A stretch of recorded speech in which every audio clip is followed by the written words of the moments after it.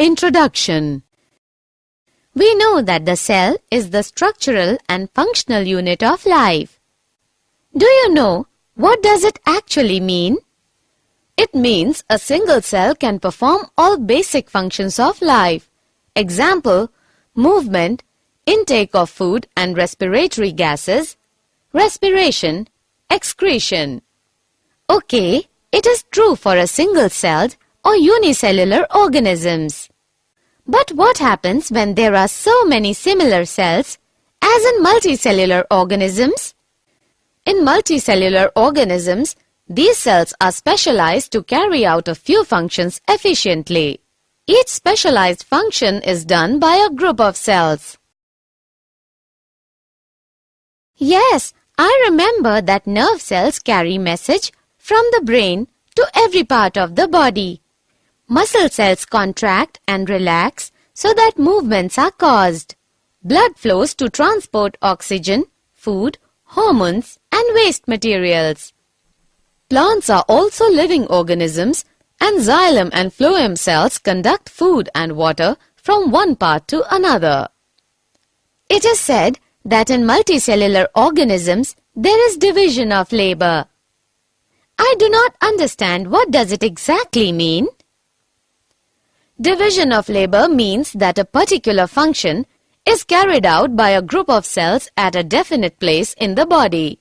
This group of cells is called tissue, which are arranged and designed to provide the efficient specialized function.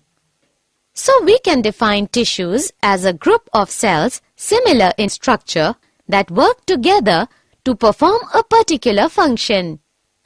Example, nerve tissue. Objectives.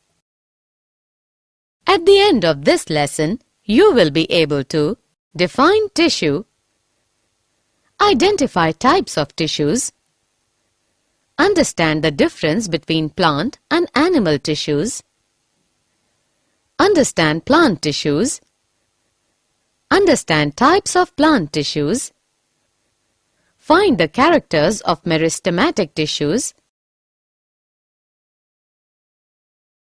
understand types of meristematic tissues, understand functions of meristematic tissues, find the characters of permanent tissues, understand types of permanent tissues, understand functions of permanent tissues.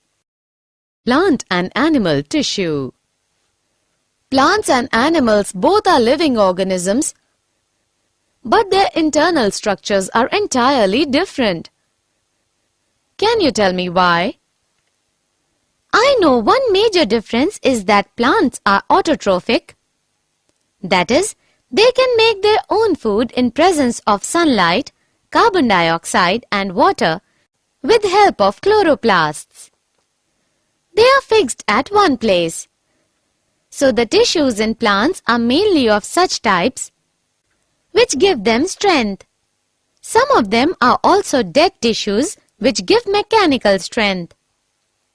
Yes, I know that animals are heterotrophic and have to move around in search of food, mate and shelter. So they need more energy in comparison of plants. That is why most of the tissue in animals are living. One more big difference between plants and animals is pattern growth. The growth in plants is limited to some regions. There are some tissues in plants that divide.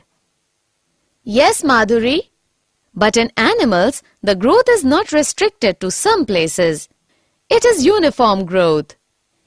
In animals, structural organization of organ system is more specified and localized.